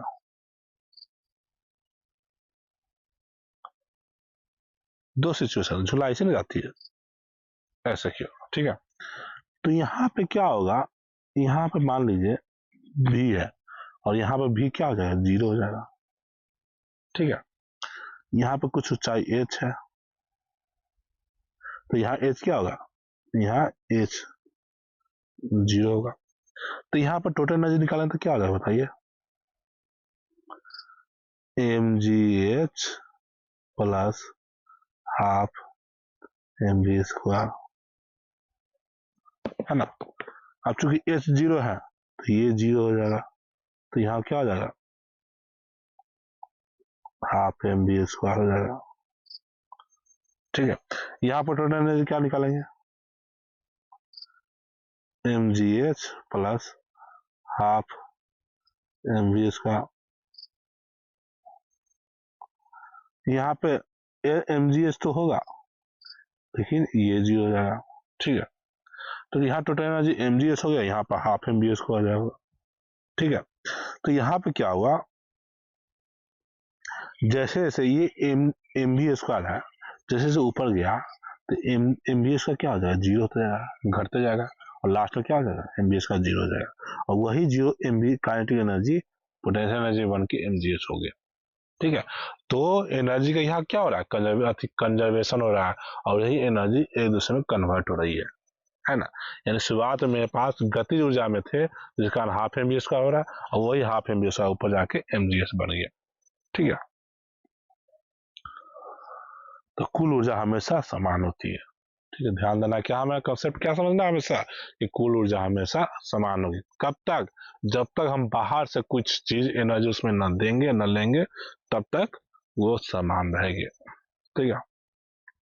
पानी की प्रवाह, यदि पानी को ऊंचाई से गिराया जाता है तो स्थितिज ऊर्जा गतिज ऊर्जा बढ़ जाती है, जैसे ही पानी गिरता है उसकी गतिज ऊर्जा बढ़ जाती है, लेकिन कुल ऊर्जा हमेशा समान रहती है, ठीक है। जैसे पानी को, जैसे हम बॉल वाला बताया ना कंडीशन, पानी को ऊपर से नीचे गिरा जाए तो ऊपर में क्या होगा, ऊपर में काइनेटिक एनर्जी तो होगा नहीं, क्यों, क्योंकि सर वेलोसिटी ऊपर में 0 है, तो नीचे गिराना है ना, तो ऊपर में 0 है, तो पोटेंशियल एनर्जी होगा ऊपर में। जैसे नीचे गिरा तो नीचे का तो वेलोसिटी बढ़ते जाएगा, तो काइनेटिक एनर्जी बढ़ते जाएगा, और वही पोटेंशियल एनर्जी क्या हो जाएगा, काइनेटिक एनर्जी में कन्वर्ट हो जाएगा नीचे, और नीचे आते आते एच खत्म तो पोटेंशियल एनर्जी खत्म, तो टोटल ओवरऑल क्या हो जाएगा, काइनेटिक एनर्जी का। लेकिन टोटल हर एक जगह जोड़ेंगे तो टोटल एनर्जी हर एक जगह सेम होगा, ठीक है।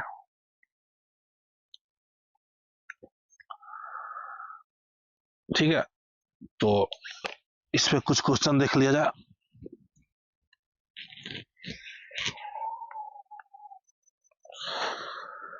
हाँ, ऊर्जा का ऐसा मात्रा बताइए, ऊर्जा जूल, ठीक है। Kinetic energy half M V square, बस फॉर्मूला करना अप्लाई। एक वस्तु का द्रव्यमान 10 किलोग्राम है ना, और उसकी गति 5 मीटर पर सेकेंड है, तो उसकी गति ऊर्जा half M V square, half M की जगह पे क्या हो जाएगा 10, बी की जगह पे 5 गुने 5, 20 का होगा ना, कितना होगा,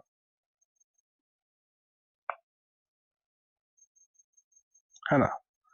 तो कितना आंसर हो गया हमारा, 50 25 पंचे 125। यहाँ से गलत लिखा हुआ क्या, ऑप्शन ही गलत है, ठीक है। 50 जुड़ने होगा, यहाँ भी देखिए काटेंगे तो 5 10 हो जाएगा ना, तो 50 25 पंचे 125 होगा ना, 125 जो गलत लिखा, ठीक है। ये होगा 125 जोड़, यहाँ ये लिख लीजिए 125 सी हो जाएगा, ठीक है। पोटेंशियल एनर्जी का सूत्र क्या होगा, P बराबर mgh, ठीक है। यदि एक वस्तु 20 जूल ऊर्जा दी जाती है, एक वस्तु को 20 जूल ऊर्जा दी जाती है और उसे 5 मीटर ऊंचाई तक उठाया जाता है, तो उसका द्रव्यमान क्या होगा, देखिए 20 जूल ऊर्जा दी है उसको, यानी वर्क बराबर, और ऊपर उठाने की बात करता है, यानी कि mgh की बात कर रहा है ना, ऊपर उठाने की बात कर रहा है, यानी mgh की बात कर रहा है, तो वर्क डन क्या 20 जूल, है ना। m कितना, m तो निकालना है, g कितना 9.8, और h कितना h 5, है ना। तो m बराबर क्या हो जाएगा 20/9.8 गुने 5, तो 5 के 20 है ना। आंसर बहुत जगह गलत है, इसे ध्यान देना है थोड़ा।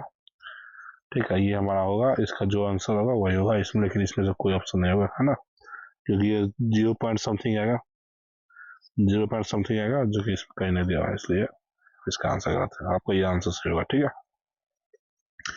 ऊर्जा संरक्षण के सिद्धांत के अनुसार कुल ऊर्जा क्या आती है? कुल ऊर्जा हमेशा अपरिवर्तित रहती है। ठीक है, यदि एक वस्तु 15 मीटर ऊंचाई पर है तो उसकी स्थिति ऊर्जा क्या हो जाएगी? P बराबर mgh। m क्या है? मान 2 किलोमीटर बोल रहा है, 2 किलोग्राम, 2 ले लीजिए। g 9.8 ले लीजिए बोल रहा है, h का वैल्यू 15 मीटर है, 15 ले लीजिए। अगर कैलकुलेशन की जो आएगा वही आंसर है ना।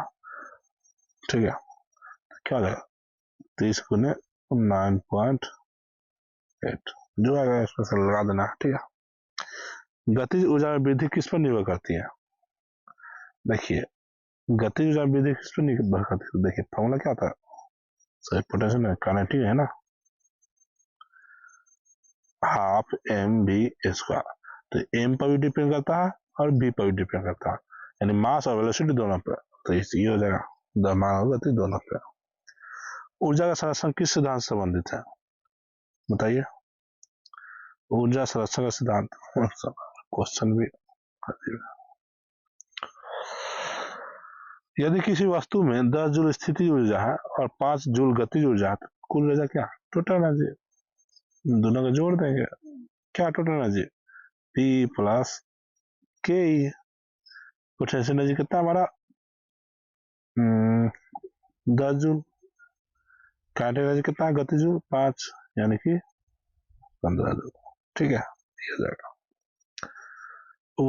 वर्क बराबर एफ डॉट डी का अर्थ क्या अर्थ है? यानी ये क्या है, काज है, ये क्या बल है, ये क्या है विस्थापन है, तो कौन सा हो जाएगा? काज बराबर बल गुने दूरी, वही विस्थापन मान लीजिए। ठीक है, ये पहला नंबर। यदि एक वस्तु की गति 10 मीटर पर सेकेंड है और उसका द्रव्यमान 3 किलोग्राम है, तो उसका गतिज ऊर्जा का फॉर्मूला बताइए। हाफ mv², हाफ m की जगह पे क्या लिखेंगे 3, b की जगह पे 10 का स्क्वायर यानी 10 गुना 10, तो 5 से 10, 150 हो जाएगा। ठीक है, 15 50, 5 से 15, 15 15 गुना 10, 150 हो जाएगा। यहाँ 150 मान लीजिए इसको। ठीक है, ऊर्जा की रूपांतरण प्रक्रिया का एक उदाहरण क्या है? ऊर्जा की रूपांतरण प्रक्रिया यानी एक दूसरे में कन्वर्ट होना क्या है? जल का वाष्पीकरण। जल का वाष्पीकरण क्या है? ये तो अवस्था परिवर्तन है ना। पवन चक्की काम करना, पवन चक्की काम करता है। सूरज की रोशनी का पौधों द्वारा अवशोषण, सभी विकल्प सही है। जल का वाष्पीकरण भी, पवन चक्की काम, सूरज की रोशनी का पौधों द्वारा अवशोषण, सही। अब सभी सही है, लगाते हैं, देखते हैं हम लोग। डी सभी सही है ना। उससे क्या होगा, जल का वाष्पीकरण में क्या होगा, जब जल को हम हीट देते हैं तो उस हीट को लेके वाष्प बनता है, यानी अवस्था परिवर्तन करता है। ठीक है, तो ये भी एनर्जी कन्वर्शन कर रहा है। पवन चक्की में और क्या हो रहा है, जैसे हवा फोर्स लगाता है उस पर पवन पे, पवन नाचने लगता है, यानी हवा से वो मैकेनिकल काम करने लगता है। ठीक है, फिर सूरज की रोशनी का पौधों द्वारा अवशोषण। अब सूरज की रोशनी में भी एनर्जी होती है, लाइट एनर्जी, और उस लाइट एनर्जी का पौधा क्या करता है, उसको अवशोषित करके खाना बनाता है। ठीक है, तो उसका एनर्जी भी कन्वर्जन हुआ, है ना। पौधा खाना था तभी तो पौधा में एनर्जी मिलता है, उस एनर्जी को हम लोग खाते पौधा को, तो हमें एनर्जी मिलता है। ऊर्जा के कौन कौन से रूप से, ऊर्जा के कौन से रूप में रासायनिक बंधन में संग्रहित होती है? रासायनिक ऊर्जा केमिकल रिएक्शन कैसे होता है उसमें ना। यदि एक वस्तु को ऊंचाई पर उठाने में 100 जूल ऊर्जा लगती है तो उसकी स्थिति ऊर्जा क्या होगी? देखिए, पोटेंशियल एनर्जी बराबर mgh, है ना। एक वस्तु को ऊंचाई पर उठाने में 100 जूल ऊर्जा लगती है, यानी पोटेंशियल 100 जूल है। तो उसकी स्थिति ऊर्जा क्या होगी? तो वही ना हो गया, 100 जूल ही तो होगा, इसमें दिक्कत क्या? ठीक है। ऊर्जा के रूप में बिजली का उपयोग किस प्रकार होता है? ठीक है, बिजली क्या क्या कर सकती है? देखिए, यांत्रिक कार्य के लिए हाँ कर सकती है, बिजली कोई चीज घुमा सकती है ना। ठीक है, ऊष्मा के लिए भी कर सकती है, प्रकाश के लिए भी कर सकती है। किसी जैसे पंखा में हुआ, क्या हुआ, पंखा घुमाता है ना, तो ये क्या हो जाएगा, यांत्रिक कार्य हो गया ना। ऊष्मा क्या है, हीटर देखते हैं, जैसे उसमें आप इलेक्ट्रिसिटी देंगे तो हीट करता है ना। और प्रकाश, बल्ब को ले लीजिए, इलेक्ट्रिसिटी क्या होता है, बल्ब जलने लगता है ना, प्रकाश देता है। तो सभी बिल्कुल सही होगा। ठीक है, यदि 2 किलोग्राम का वस्तु 10 मीटर ऊंचाई पर हो तो उसकी स्थिति ऊर्जा क्या होगा? mgh लिख देना है बस, mgh। m का वैल्यू 2, g का वैल्यू 9.8 और h का वैल्यू 10। अब इसको कैलकुलेशन के जो आएगा आंसर। ठीक है, इसमें कोई ऑप्शन दिया हुआ गलत दिया हुआ है, ठीक है, अपने से कैलकुलेशन करके उसको सही कर लेना। निम्नलिखित में से कौन सी ऊर्जा का रूपांतरण का उदाहरण है? कागज जलाना, पवन चक्की से विद्युत उत्पादन, रासायनिक ऊर्जा का यांत्रिक ऊर्जा में, सब सही है। ठीक है, तो इसको क्वेश्चन देखते हो नेक्स्ट नंबर का। क्या ऊर्जा को किसी प्रणाली से बाहर निकाला जा सकता है? तो हाँ, निकाला जा सकता है। कैसे? अब देखिए, मान लीजिए कोई चीज गर्म है, ठीक है, बहुत हीट है तो बहुत गर्म होगा, और उस गर्मी कैसे निकालेंगे? तो कोई चीज ठंडा चीज को सब सटा दीजिए, वो क्या होगा, धीरे हीट को अब्सॉर्ब कर लेगा।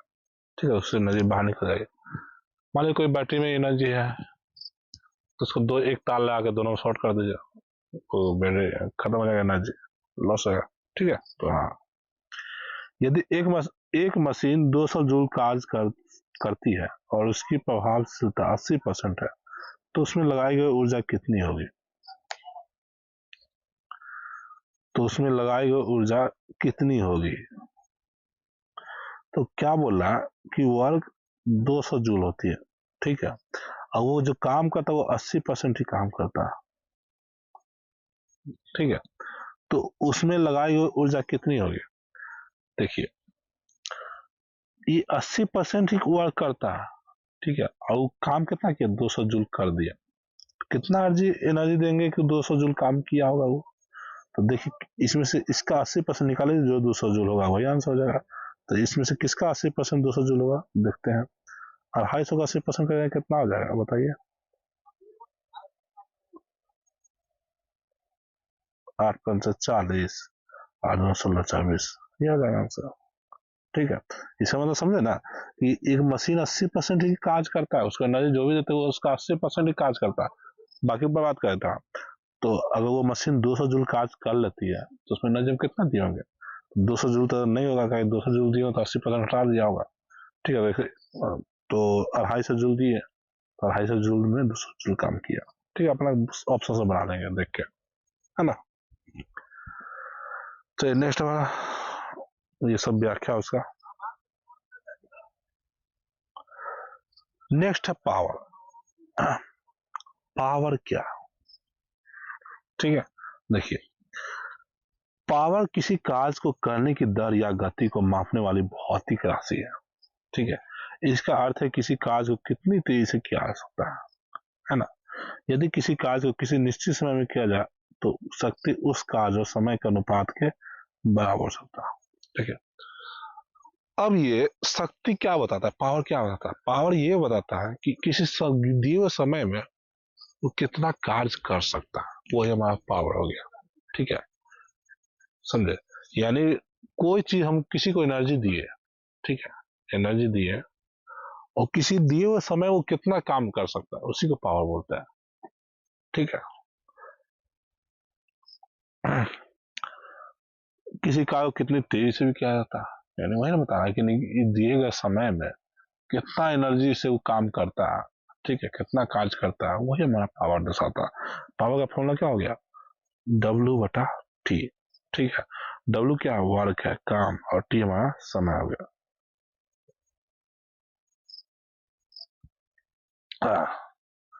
अब देखिए ये शक्ति का सूत्र कैसा आया, तो ये बता रहा, देखिए वर्क वाला क्या होता है, F dot S, F S, इसमें टी से डिवाइड कर दीजिए, तो इसको क्या बोलेंगे, वर्क बटा टी को पी बोल देंगे, और ई एस बाई टी को क्या बोलते हैं, एफ डॉट भी, एस बाई टी में विस्थापन बटा समय क्या बोलेंगे, भी बोलेंगे, वेग। तो एक पावर का फॉर्मूला एक और क्या बन गया हमारा, एफ डॉट भी, पावर का फॉर्मूला ये भी बन गया, ठीक है। यानी पावर क्या, कुछ नहीं, पावर एक सिंपली एक इकाई है जो किसको एनर्जी को नापती है, ठीक है, कि मतलब उसका क्षमता को नापती है कि एक दिए गए समय में वो कितना कार्य कर सकती है, उसी को आदमी पावर बोल देता है ना। यहाँ दिया हुआ कार्य करने की दर या गति को मापने वाली भौतिक राशि है पावर, ठीक है। चलिए, तो अगर पावर पर कुछ क्वेश्चन देखा जाए, है ना, पावर का दो फॉर्मूला याद कर लेना है बस। पहला फॉर्मूला पावर वर्क बटा टाइम, अगर वर्क दिया जाए तो वर्क बटा टाइम, समय को क्या बोलेंगे, पावर बोलेंगे। अगर वर्क ना देखे, फोर्स ग्राम वेलोसिटी रहेगा, तब भी उसको पावर बोलेंगे, ठीक है। अब क्वेश्चन देखते हैं, यदि किसी वस्तु को 100 न्यूटन बल से 10 सेकंड में 5 मीटर विस्थापित किया था, ठीक है, तो फोर्स कितना हो गया, 100 न्यूटन, 10 सेकंड, टाइम कितना हो गया, 10 सेकंड, और दूरी को क्या हो गया, एस 5 मीटर, एस या डी लिखिए, जो लिखना लिख लीजिए, ठीक है। तो हमारा शक्ति क्या हो जाएगा, P बराबर हो जाएगा वर्क बटा टाइम, वर्क क्या हो जाएगा, F गुने D बटा टाइम, तो F क्या हो जाएगा हमारा 100 न्यूटन, डिस्टेंस कितना हो जाएगा 5 मीटर, और समय कितना होगा 10 सेकेंड, ये कट गया हमारा 50 वाट, ठीक है। तो इसका पावर कितना हो जाएगा 50 वाट। अब देखिए क्वेश्चन से कुछ पता चल रहा है, यदि किसी वस्तु को 100 न्यूटन बल दिया जाए, ठीक है, 10 सेकंड में वो 5 मीटर विस्थापित करता है, यानी देखिए टाइम दिए गए समय में कितना वो काम करता है ना, वही ना पावर बताया, यानी 10 सेकंड में वो कितना काम करेगा, वही पावर हो गया। तो 10 सेकंड में वो 100 न्यूटन गुने 5 मीटर, यानी इतना काम किया 10 सेकंड में, तो हमारा पावर कितना हो जाएगा 50 वाट हो जाएगा, ठीक है। हाँ, पावर का ऐसा यूनिट क्या होता है, वाट बोला था, इसमें लिखे है कि नहीं लिखे है,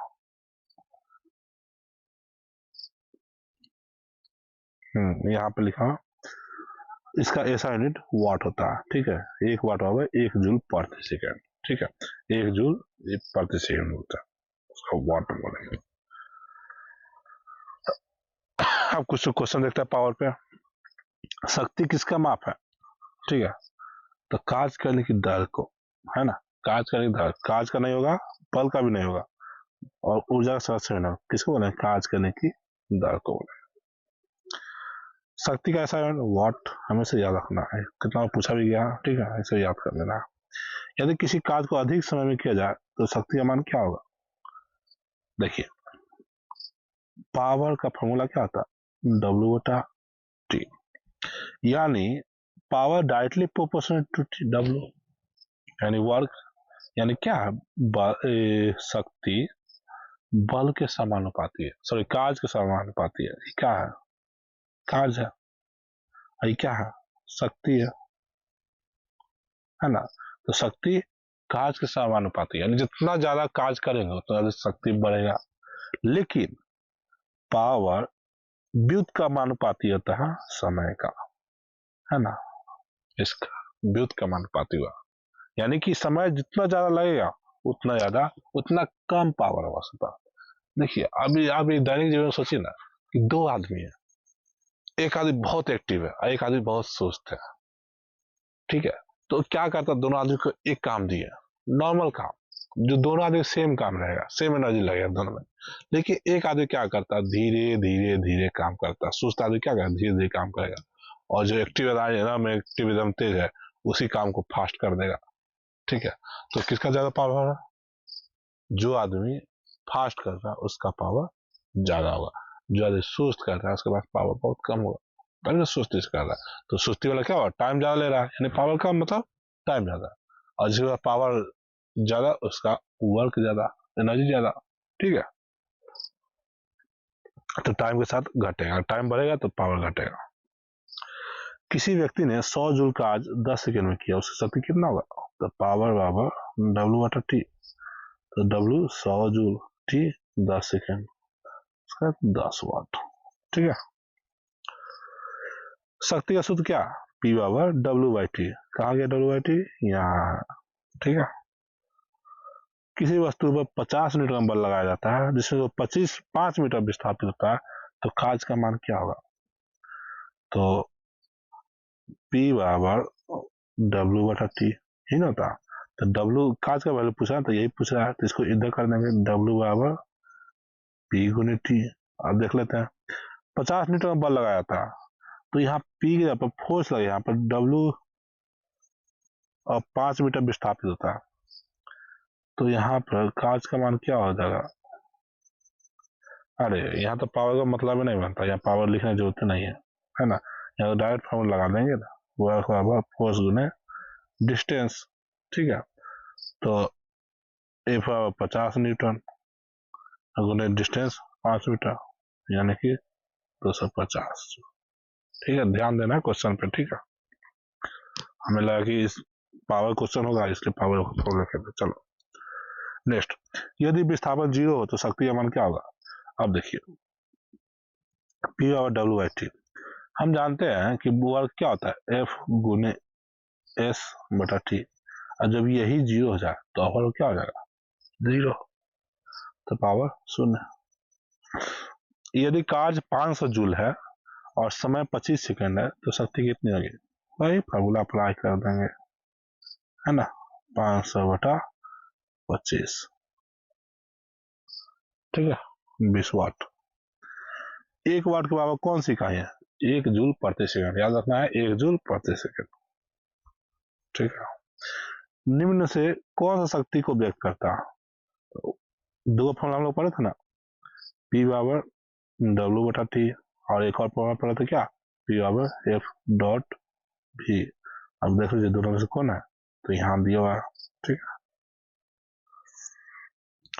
जब एक व्यक्ति तेजी से सीढ़ी चढ़ता है तो उसकी शक्ति क्या होता है, शक्ति बढ़ेगी, जाहिर सी बात है ना, जितना तेजी से कर रहा है मतलब एनर्जी उसका बढ़ रहा है, यानी P/T पर क्या वर्क का, या टाइम की बात नहीं कर रहा ना, तेजी से बोल रहा है, टाइम मतलब टाइम कम कम कम कम टाइम लग रहा है ना, जितना तेज मतलब कम टाइम, और एनर्जी उसके बाद ज्यादा तभी तेज कर रहा, यानी पावर बढ़ेगा, ठीक है। किस परिस्थिति में कार्य नहीं होता, विस्थापन 0, सही सही सी बात है, कार्य नहीं होगा। बल 0 हो, ये भी सही है, अगर बल 0 हो तो भी कार्य नहीं होगा। बल और विस्थापन समान दिशा में हो तो ये गलत है, अगर बल और विस्थापन समान दिशा में हो तो कार्य तो होगा ही ना। बल और विस्थापन विपरीत दिशा में हो, बल और विस्थापन विपरीत दिशा में हो तो इसका कार्य निगेटिव हो जाएगा, तो विस्थापन 0 हो, बल 0 हो, एक इसका दोनों ऑप्शन होगा, ये दोनों में कुछ ना कुछ काम है, इसमें निगेटिव वर्क होगा, इसमें पॉजिटिव वर्क होगा, लेकिन इस दोनों में वर्क 0 हो जाएगा, ठीक है, ये आंसर गलत लिखा हुआ। 100 जूल कार्य को 2 सेकेंड में करने पर शक्ति कितना हो, फॉर्मूला अप्लाई कर दे, W/T। P और F.V में भी क्या दर्शाता है, V वेलोसिटी दर्शाता है ना, वेग को।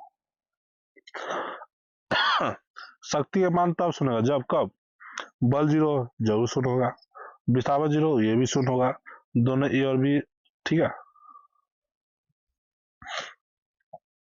कार्य का मान 200 जूल है और समय 5 सेकंड, तो शक्ति का मान P बराबर W/T 200/5, 40 वाट। यदि बल का मान 10 न्यूटन हो और वेग का मान 5 मीटर पर सेकंड हो तो शक्ति का मान, ठीक है, तो फॉर्मूला अप्लाई करना इसमें F.V वाला, तो F गुने F कितना है 10 न्यूटन, अभी कितना है 5, है ना, तो मतलब 50 वाट, वाट को W से लिखते हैं, ठीक है। 1 किलोवाट में कितने वाट होता है, 1 किलोवाट, 1 किलोवाट कैसे लिखेंगे, 1 kW यानी कि 1000 वाट, है ना। के का वैल्यू क्या होगा, 1000। ठीक है। यदि बल और वेग एक ही दिशा में है तो शक्ति का मान, जब बल ऐसे है और वेग भी ऐसे है तो पॉजिटिव होगा ना। ठीक है, इसके हिसाब से पॉजिटिव होगा। क्यों, यहाँ डॉट प्रोडक्ट होगा ना, यहाँ भी डॉट प्रोडक्ट है, तो पी बराबर एफ भी कॉस थीटा, और दोनों एक ही डायरेक्शन में होगा तो थीटा 0, थीटा पे क्या हो जाएगा 0, तो यानी कि एफ गुने भी पॉजिटिव। कॉस 0 का वैल्यू 1 होता है ना, इसलिए। काज और समय का अनुपात को क्या बोलते हैं, काज और समय का अनुपात किसका फॉर्मूला होता है, पी का। ठीक है, शक्ति। ठीक है दोस्तों, तो यही पर हमारा पावर भी खत्म होता है। ठीक है, तो वर्क एनर्जी पावर, इसी के साथ आज का लेक्चर खत्म होता है। ठीक है, आप लोग अच्छे से पढ़ते रहिए और जितना ज़्यादा हो सके प्रैक्टिस, क्वेश्चन प्रैक्टिस करते रहिए। ठीक है, और मेरे चैनल पर बने रहिए, और भाई भाई लोग चैनल को, सॉरी चैनल बोल रहा है, वीडियो को शेयर करते रहना है और चैनल को सब्सक्राइब जरूर कर देना। ठीक है, चलिए इसी के साथ धन्यवाद आप लोगों का समय देने के लिए। ठीक है, फिर मिलेंगे अगले चैप्टर। अगले चैप्टर में हम लोग क्या पढ़ेंगे, तो अगले चैप्टर हम लोग गुरुत्वाकर्षण बल पढ़ेंगे। ठीक है,